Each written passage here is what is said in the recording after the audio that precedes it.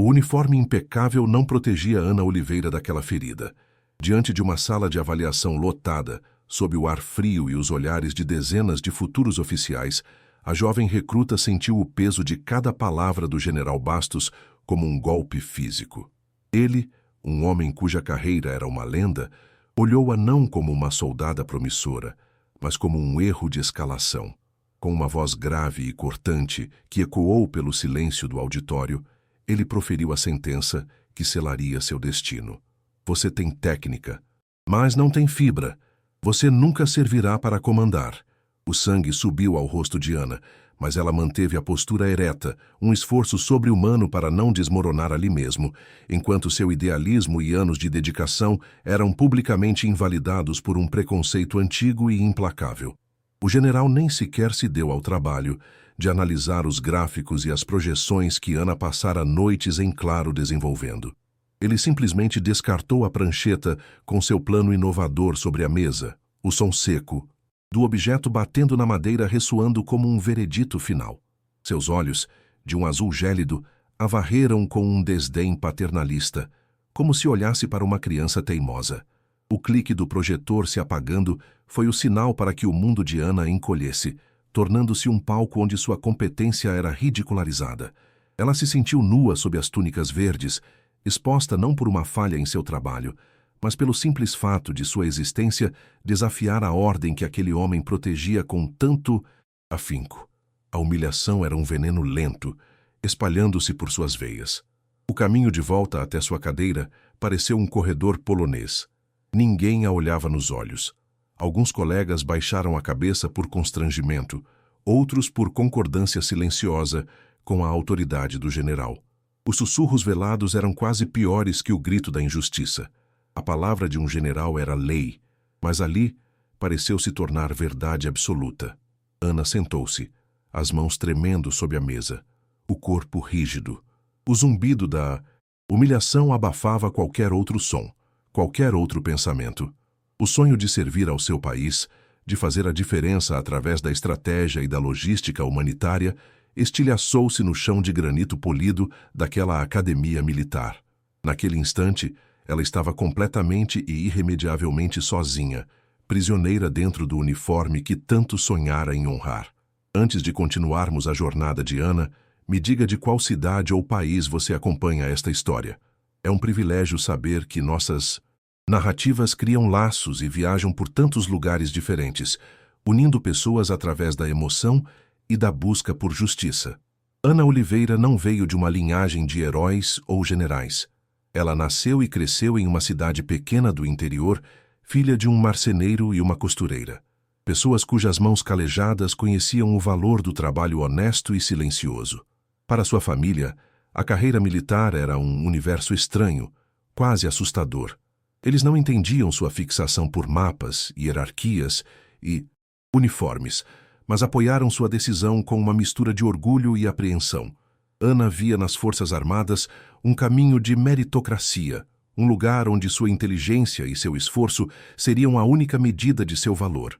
Ela não buscava o poder das armas, mas a beleza da ordem, a dignidade do serviço.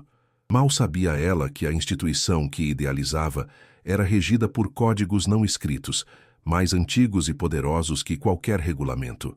Sua paixão nunca foi o combate, mas a complexa arquitetura da paz. Desde a adolescência, Ana devorava livros sobre missões humanitárias, fascinada pela logística que levava água, comida e esperança a lugares devastados pela catástrofe. Para ela, salvar uma vida com um plano bem executado era um ato de bravura tão grande quanto qualquer outro. Era um quebra-cabeça de enormes proporções, exigindo precisão, antecipação e um profundo entendimento das necessidades humanas. Essa era a guerra que ela queria lutar, a guerra contra o caos, a fome e o desespero. O seu sonho era ser a mente invisível por trás do milagre, a estrategista que garantia que a ajuda chegasse a quem mais precisava, transformando diagramas e rotas em alívio e sobrevivência. Durante toda a academia, seu desempenho fora irretocável. Ana não era apenas uma aluna dedicada, ela era um prodígio silencioso.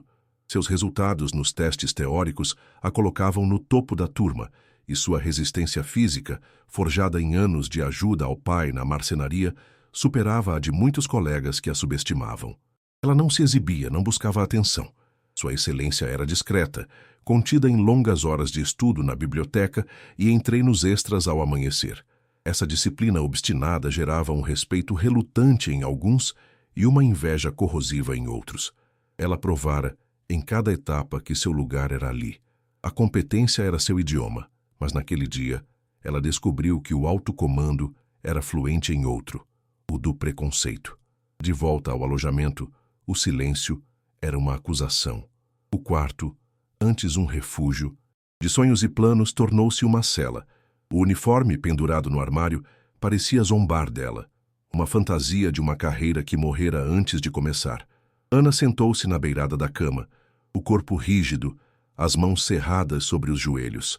As lágrimas que se recusou a derramar em público agora queimavam seus olhos, mas ela não as soltava.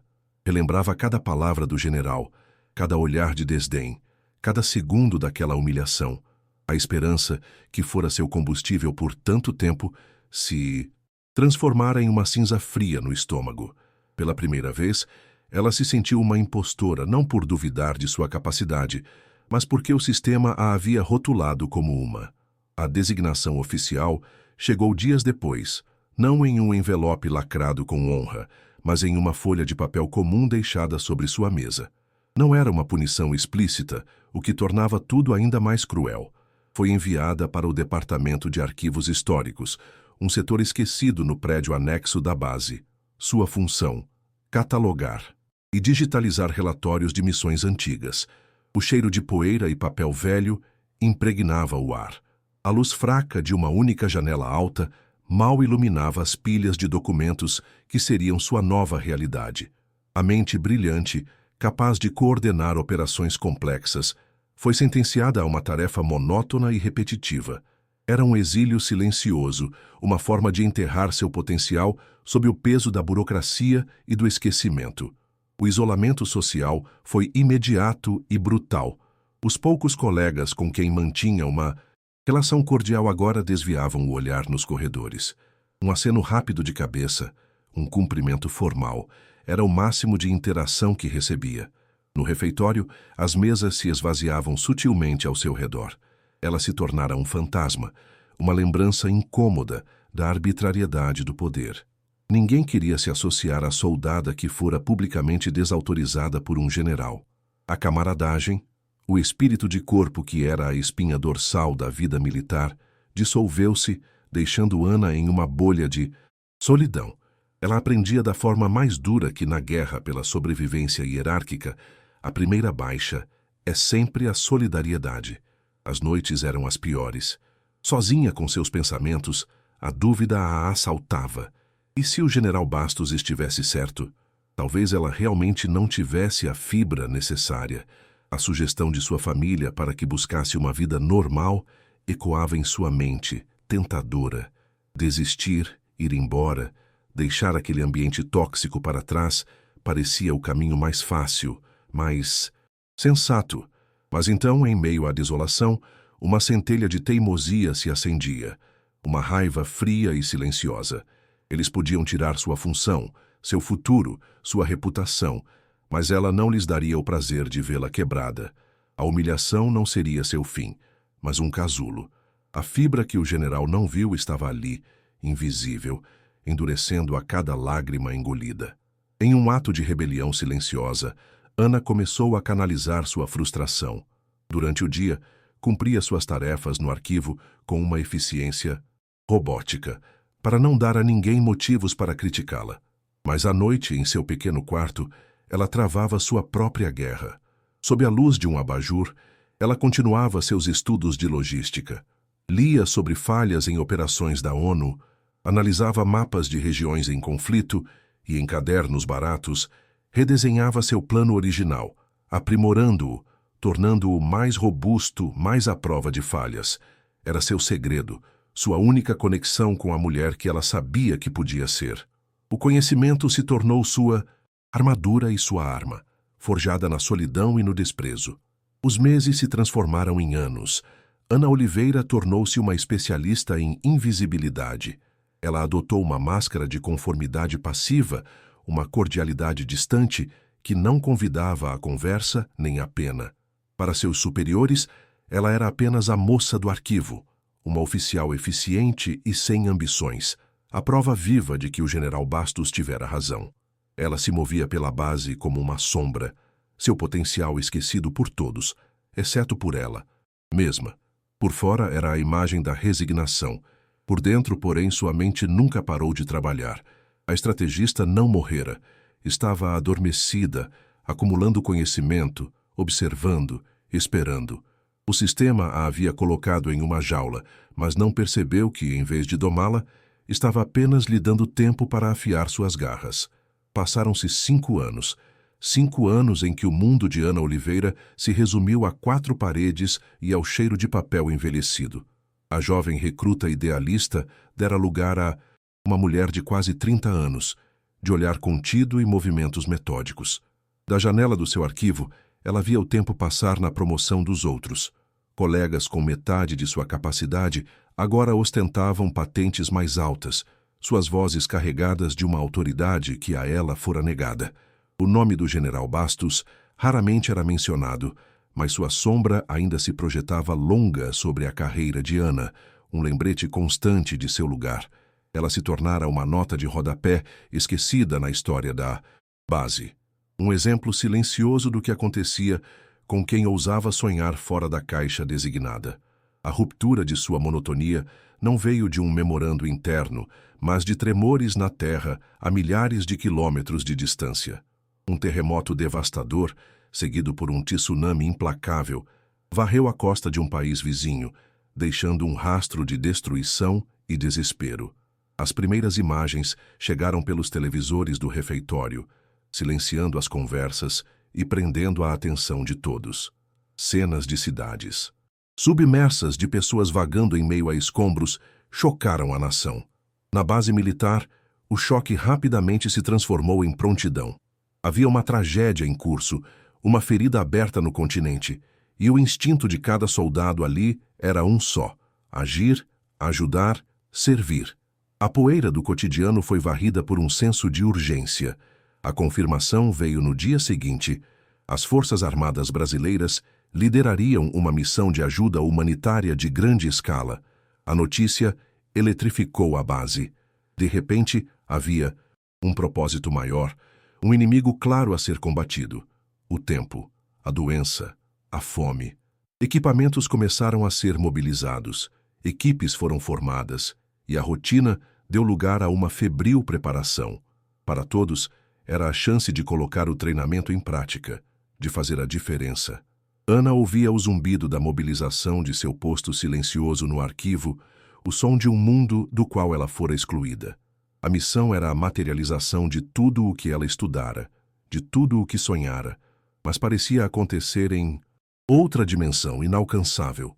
Então, o nome que assombrava seus piores pesadelos tornou-se o rosto da esperança da nação.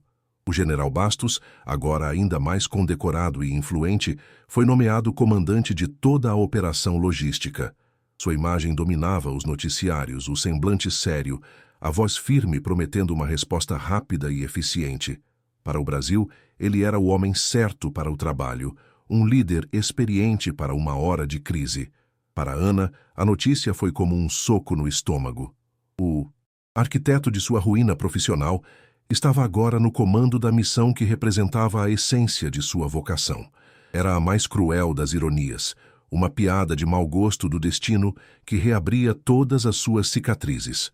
Uma torrente de emoções conflitantes a invadiu.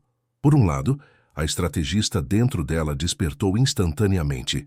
Sua mente começou a mapear a região do desastre, a calcular volumes de carga, a prever gargalos logísticos e a traçar rotas alternativas. Era um reflexo, uma segunda natureza. Por outro lado, a mulher ferida sentia uma onda de desespero. A injustiça era avassaladora. O homem que a declarou inepta para o comando estava prestes a executar a tarefa para a qual ela se preparara por toda a vida. A dor pessoal se misturava a uma preocupação profissional genuína. Ela conhecia a mente de Bastos, sua rigidez, sua aversão a abordagens inovadoras. Ele era um homem do passado, encarregado de um desafio do futuro. Os primeiros relatórios que chegavam da zona do desastre confirmavam seus piores medos. Enquanto a mídia noticiava atos de heroísmo e a chegada dos primeiros aviões, os comunicados internos, que passavam por seu sistema de arquivamento, contavam outra história. A operação era um caos. Suprimentos essenciais eram descarregados em aeroportos secundários, incapazes de redistribuí-los. Equipes médicas esperavam por equipamentos que haviam sido enviados para a província errada. O plano de Bastos, baseado em doutrinas militares clássicas, era rígido demais para uma crise fluida e imprevisível. Ele estava tentando impor uma ordem linear a uma situação de caos exponencial, e o resultado era uma paralisia logística que custava um tempo precioso.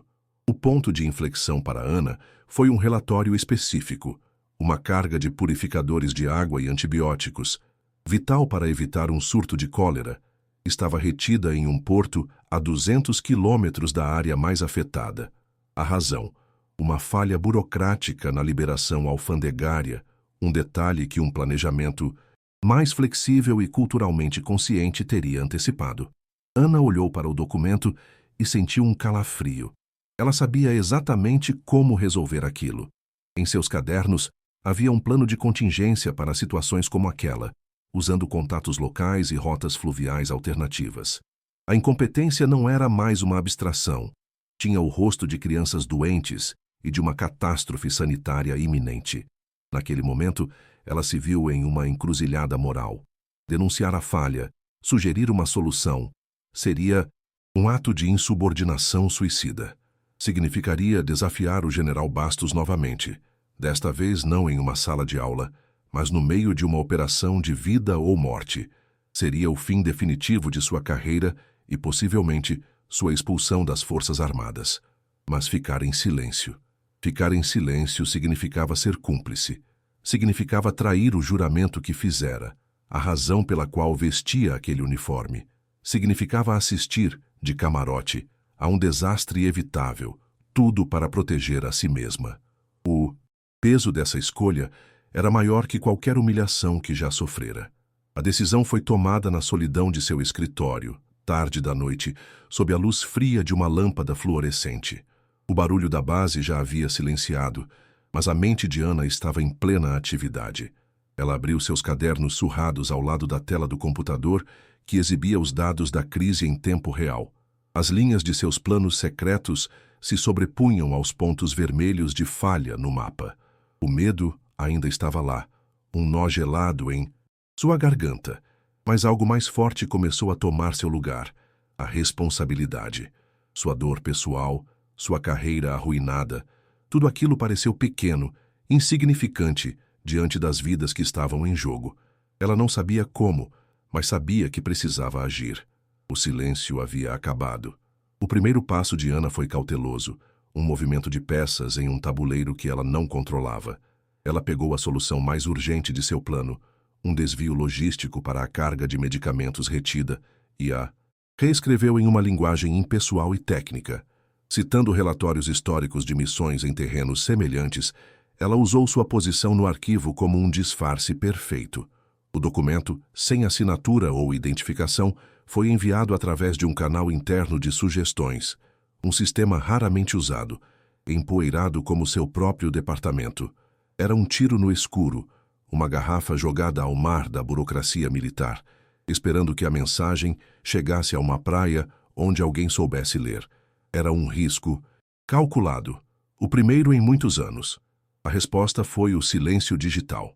No sistema, Ana viu que sua sugestão foi aberta por um oficial de patente intermediária, um Major Medeiros, conhecido por sua lealdade ferrenha ao general Bastos. Ela podia quase imaginá-lo do outro lado da tela, lendo a análise anônima com um sorriso de escárnio. Para um homem como ele, qualquer ideia que não viesse de cima para baixo era uma afronta, uma anomalia. O status do documento mudou de lido para descartado em menos de 5 minutos. Nenhuma pergunta, nenhum comentário. Era como se sua ideia jamais tivesse existido. Aquele simples clique era a personificação da arrogância do sistema, a recusa em sequer considerar que uma solução pudesse vir de um lugar inesperado. Os dias seguintes foram uma tortura. Ana acompanhava as notícias e os relatórios internos com um sentimento crescente de angústia. A carga de medicamentos continuava parada.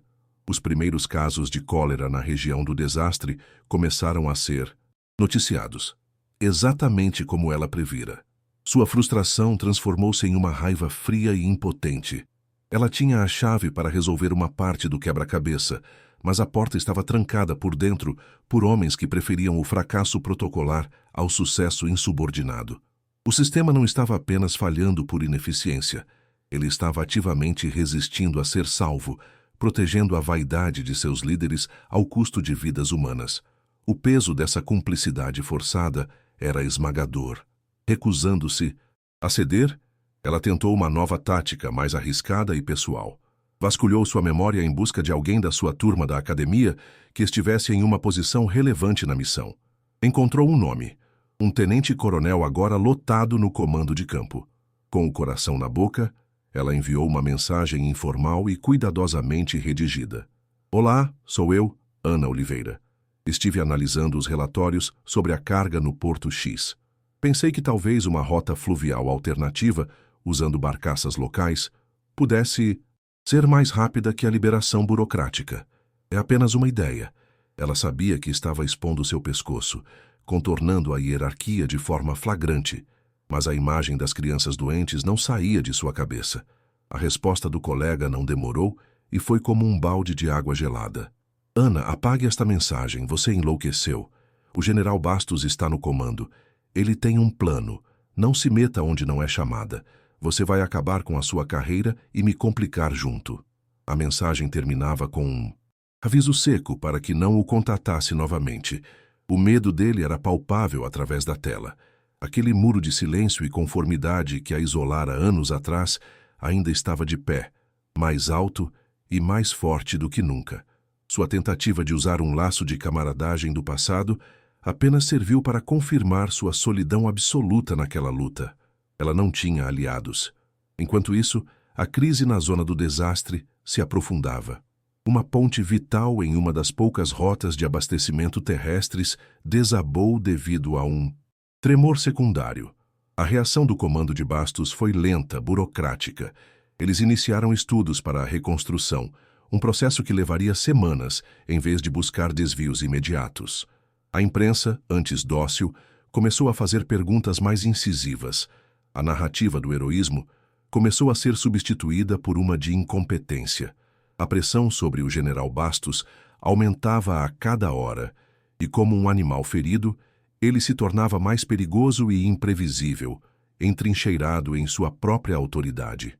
A reação de Bastos à pressão externa foi interna e autoritária. Um memorando severo circulou por todos os canais de comunicação da missão. Nele, o general proibia qualquer tipo de comunicação ou sugestão estratégica não solicitada fora da cadeia de comando. O texto era claro. Qualquer um que tentasse contornar a hierarquia enfrentaria medidas disciplinares severas. Era uma mordaça oficial, uma tentativa de silenciar qualquer voz dissonante. Ana leu o comunicado e sentiu um calafrio. Embora seu nome não estivesse ali, ela sentiu que cada palavra era endereçada a ela, ao estrategista de porão que ousara pensar. A caça às bruxas havia começado. O Major Medeiros, o oficial que descartara sua primeira sugestão, tornou-se o cão de guarda de Bastos. Obcecado com a ideia de insubordinação, ele iniciou uma discreta investigação interna para encontrar a fonte das interferências. Seu foco se voltou para os departamentos de suporte, como o arquivo. Ana começou a sentir o peso da suspeita. Visitas inesperadas, pedidos de relatórios de acesso, um olhar demorado do major quando se cruzavam no corredor. O santuário de poeira e silêncio que a escondera por anos estava se tornando uma armadilha. Trabalhar em seus planos secretos agora exigia um nível de cautela e subterfúgio de um verdadeiro espião. A pressão era sufocante. De um lado, o relógio da catástrofe humanitária avançava impiedosamente.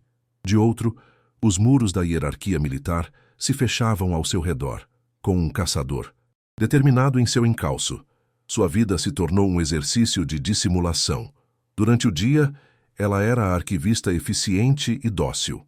À noite, transformava-se na estrategista clandestina, escondendo seus cadernos, apagando rastros digitais, vivendo com o medo constante de que a porta do seu quarto fosse arrombada a qualquer momento. O isolamento, antes uma condição passiva, agora era uma necessidade tática para sua sobrevivência. O estresse corroía sua paz, mas afiava seu foco. Houve uma noite em que a resistência de Ana quase quebrou. Sentada em seu escritório vazio, cercada por pilhas de relatórios que eram, na verdade, obituários da incompetência, ela se sentiu esmagada pela futilidade de sua luta. O que ela, uma única oficial esquecida, poderia fazer contra a máquina de guerra do orgulho e da burocracia?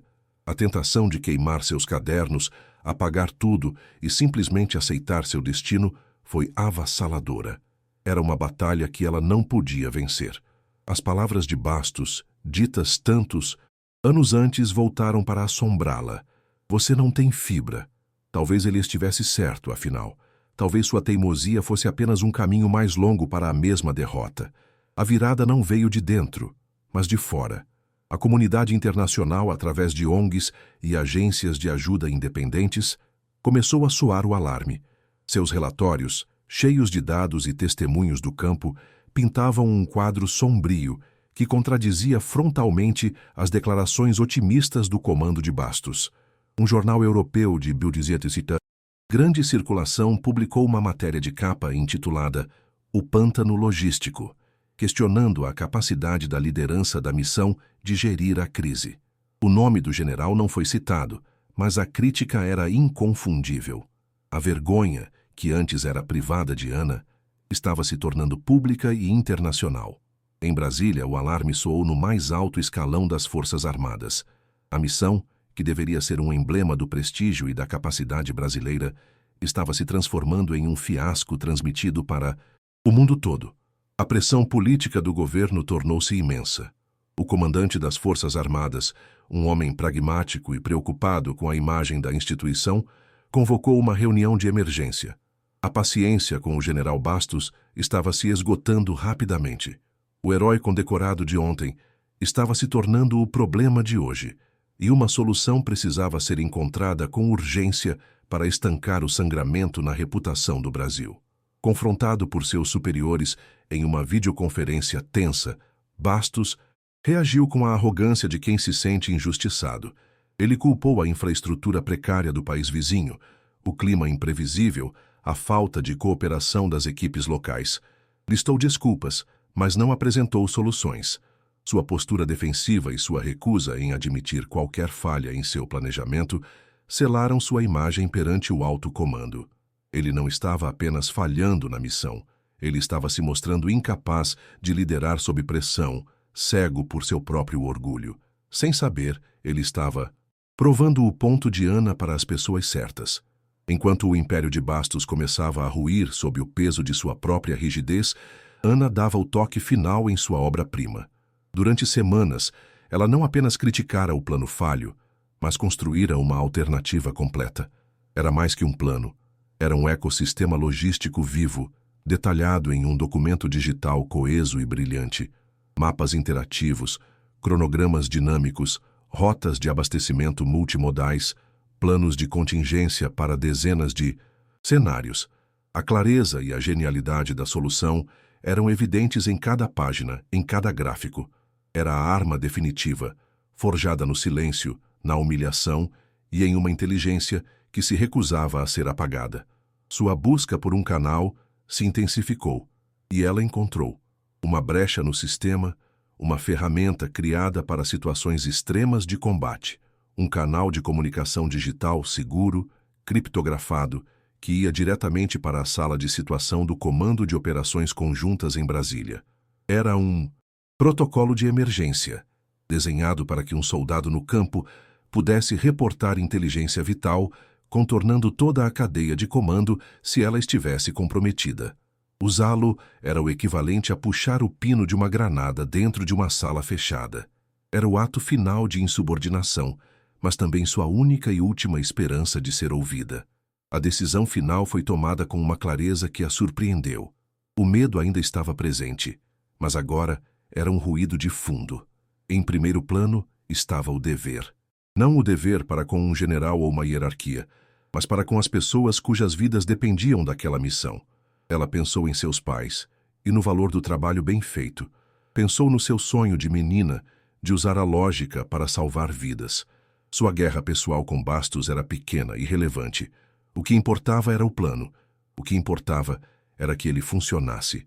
Com as mãos firmes, ela se preparou para o ato que definiria tudo.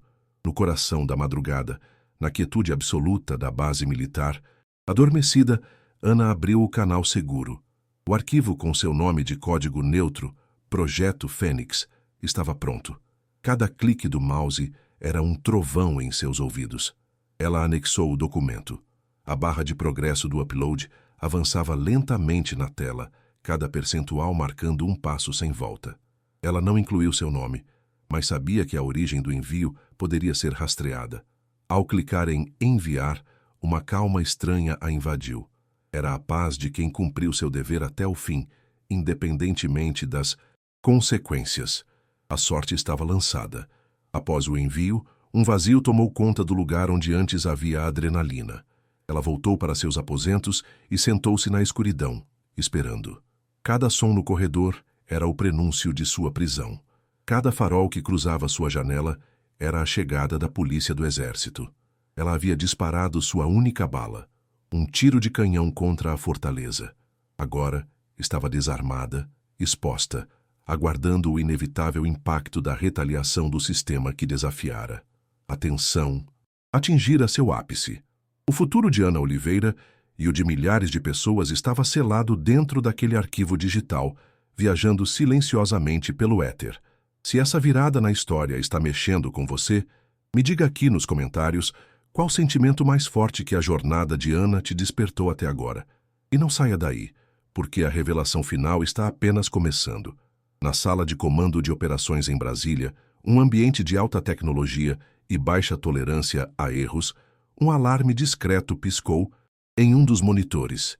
Um oficial técnico, jovem e acostumado à rotina, notou a notificação. Um arquivo não solicitado havia chegado pelo canal de inteligência de emergência, uma via de comunicação raramente utilizada, reservada para as situações mais extremas. Pensando ser um teste de sistema ou um erro de protocolo, ele abriu o documento com uma curiosidade protocolar, sem esperar nada de extraordinário. O nome do arquivo era simples e enigmático: Projeto Fênix. Ele clicou, e a rotina daquela noite se desfez para sempre. Os olhos do sargento deslizaram pelas primeiras páginas, e sua postura relaxada se enrijeceu. Ele não era um estrategista, mas passara anos olhando relatórios e planos de todos os tipos. O que via em sua tela era diferente. Não era um relatório. Era uma sinfonia de lógica. Gráficos claros, mapas interativos que previam múltiplos cenários, cadeias de suprimentos detalhadas com uma precisão quase profética. A complexidade da crise era apresentada de forma tão clara que as soluções pareciam óbvias, inevitáveis. Ele percebeu que não estava olhando para uma sugestão, mas para a resposta. Com as mãos trêmulas, ele pegou o telefone e chamou seu superior direto, um coronel experiente. "Senhor, o senhor precisa ver isso. Agora." O coronel chegou com o ar cético de quem já viu muitos alarmes falsos. Ele parou atrás do sargento, olhou para a tela e seu ceticismo evaporou-se em segundos, substituído por um espanto silencioso. Ele começou a ler, passando de página em página, a expressão cada vez mais absorta. "Chame o departamento de logística", ele ordenou.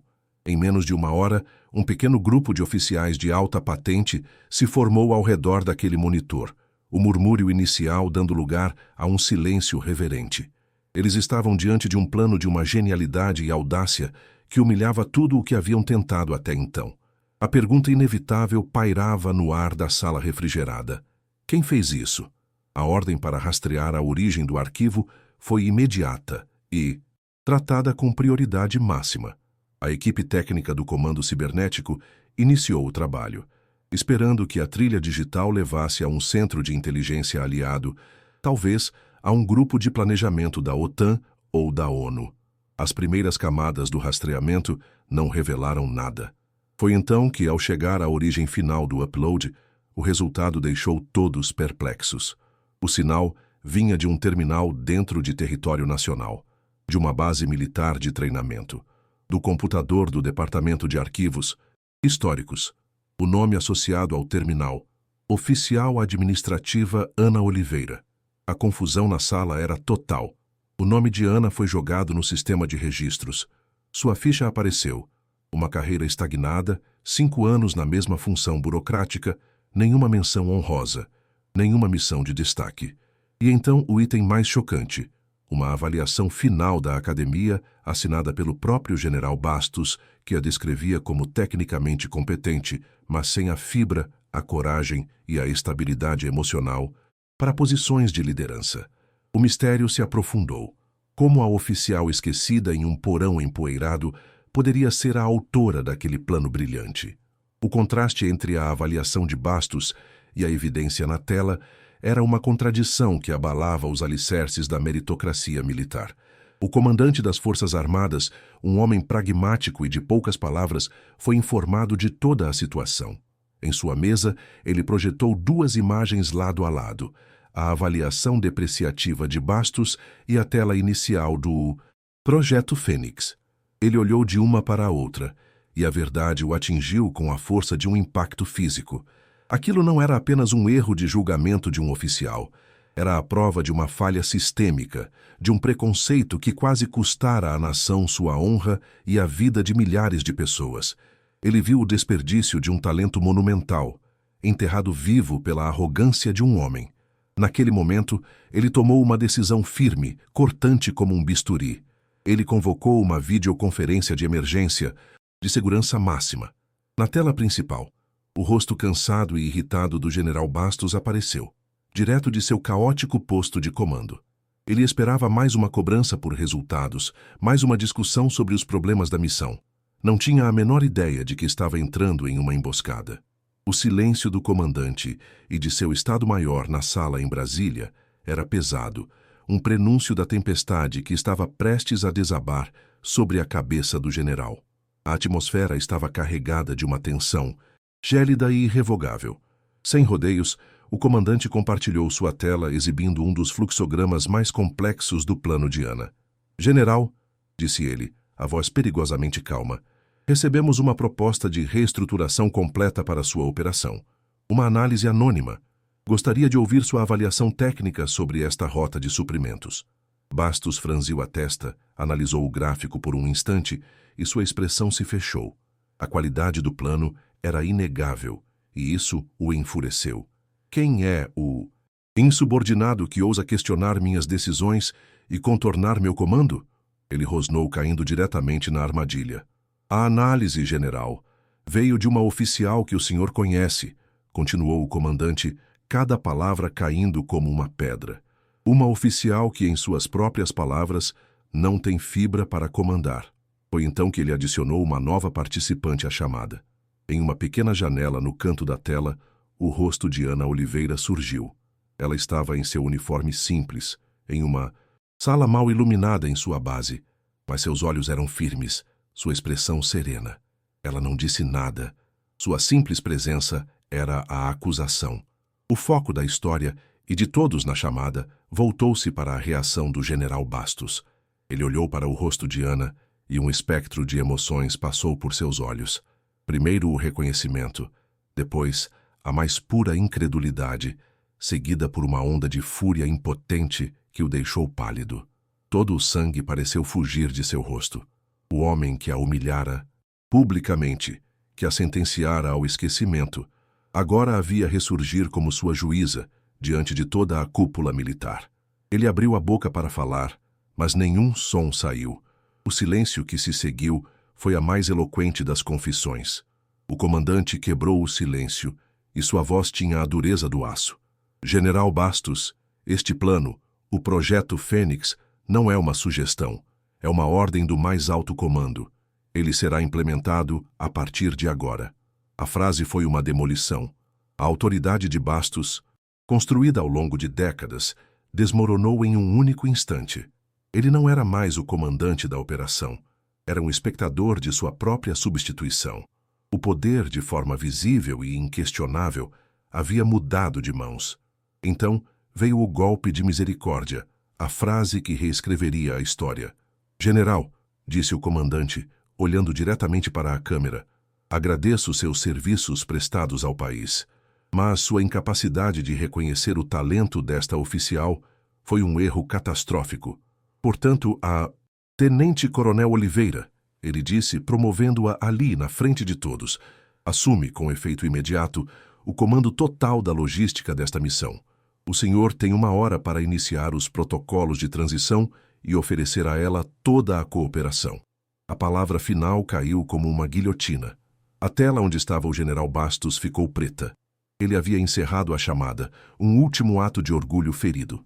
Na sala de comando em Brasília, um suspiro coletivo de tensão foi liberado. Todos os olhares se voltaram para a pequena janela onde estava Ana. Ela não exibia nenhum sinal de triunfo, nenhuma arrogância. Ela apenas assentiu uma vez. Um movimento curto e preciso. Era a aceitação de um dever para o qual ela sempre esteve pronta. A mulher que fora tornada invisível pelo sistema, agora, silenciosamente, assumia o controle para salvá-lo. No instante em que a tela do general se apagou, um novo tipo de silêncio se instalou. Era o silêncio da expectativa, com todos os olhares virtuais fixos na Tenente-Coronel Ana Oliveira. Ela não perdeu um segundo. Sem qualquer traço de hesitação, abriu uma linha de comunicação segura com o posto de comando da missão. Do outro lado, um oficial atendeu, a voz ainda carregada da tensão e da confusão do regime de Bastos. A voz de Ana, em contrapartida, era calma, clara e precisa. "Aqui é a Tenente-Coronel Oliveira. Assumo o comando logístico. Relate a situação do porto e prepare as equipes fluviais para a mobilização em 30 minutos. Não houve discurso, apenas o início do trabalho. Sua autoridade não veio da patente recém-conferida, mas da clareza imediata de seu propósito. As 24 horas seguintes foram uma demonstração de eficiência magistral. O projeto Fênix saltou da tela para a realidade com uma velocidade estonteante. As barcaças locais que antes eram ignoradas foram requisitadas e carregadas com os suprimentos médicos, navegando pelo rio e chegando à região necessitada em menos de 12 horas. Pontes de campanha foram lançadas sobre ravinas, abrindo rotas que o comando anterior considerava perdidas. Helicópteros guiados por novas coordenadas e análises de terreno entregavam comida e água em vilarejos isolados que o plano de Bastos sequer havia mapeado. O caos começou a ceder, não a uma ordem rígida, mas a uma lógica fluida e inteligente. A Fênix, de fato, estava renascendo das cinzas. No campo, a reação inicial dos soldados e oficiais foi de pura confusão. Quem era essa Tenente-Coronel Oliveira, cujo nome surgira do nada? As primeiras ordens foram recebidas com ceticismo, o eco da lealdade a Bastos ainda presente. Contudo, quando viram os resultados, a mudança foi rápida. Quando a comunicação, antes truncada, tornou-se clara e objetiva, e os recursos, antes escassos, começaram a chegar onde eram desesperadamente necessários. O ceticismo se transformou em respeito. O respeito, por sua vez, tornou-se uma admiração profunda. Eles não conheciam a história dela, não sabiam de sua humilhação. Sabiam apenas que a voz calma no rádio fazia as coisas acontecerem. A competência era sua carta de apresentação. Quanto ao general Bastos, seu fim de carreira foi rápido e silencioso. Ele foi chamado de volta a Brasília no dia seguinte, sob o pretexto oficial de exaustão de combate. Não houve conselho de guerra nem humilhação pública. A instituição protegeu a si mesma, oferecendo-lhe uma saída honrosa através da aposentadoria compulsória por motivos de saúde. Mas dentro dos quartéis e dos corredores do poder, a dos verdade era um segredo aberto. Seu legado, antes visto como o de um herói de guerra, foi reescrito. Ele se tornou uma lição sobre como o preconceito e a arrogância podem ser mais destrutivos para uma missão do que qualquer inimigo no campo de batalha.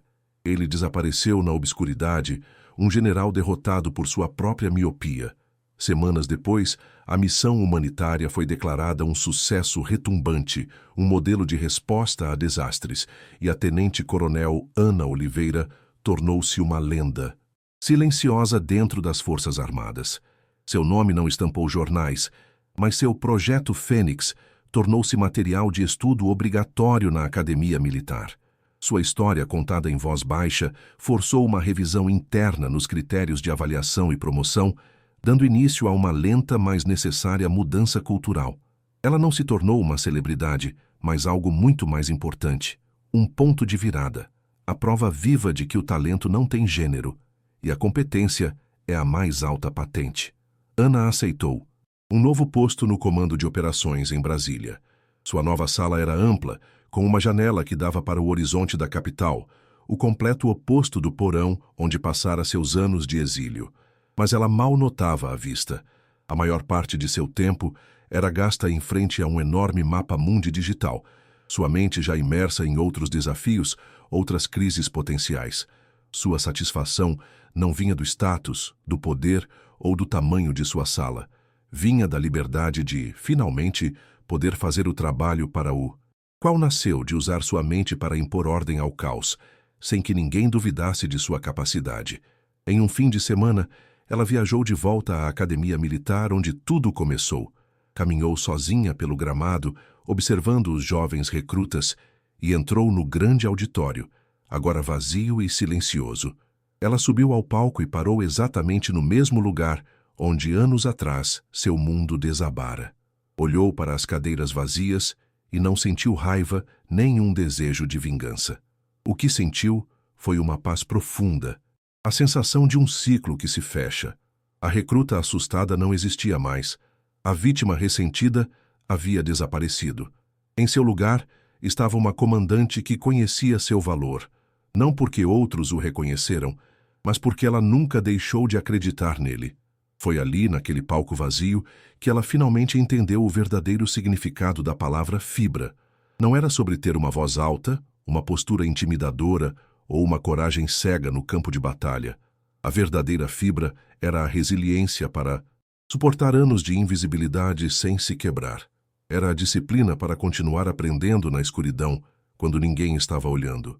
Era a coragem moral para arriscar tudo, não por glória pessoal, mas porque era a coisa certa a fazer. Sua força nunca esteve ausente, apenas se manifestava de uma forma silenciosa e profunda, uma força que o general Bastos, com toda a sua experiência, foi incapaz de enxergar.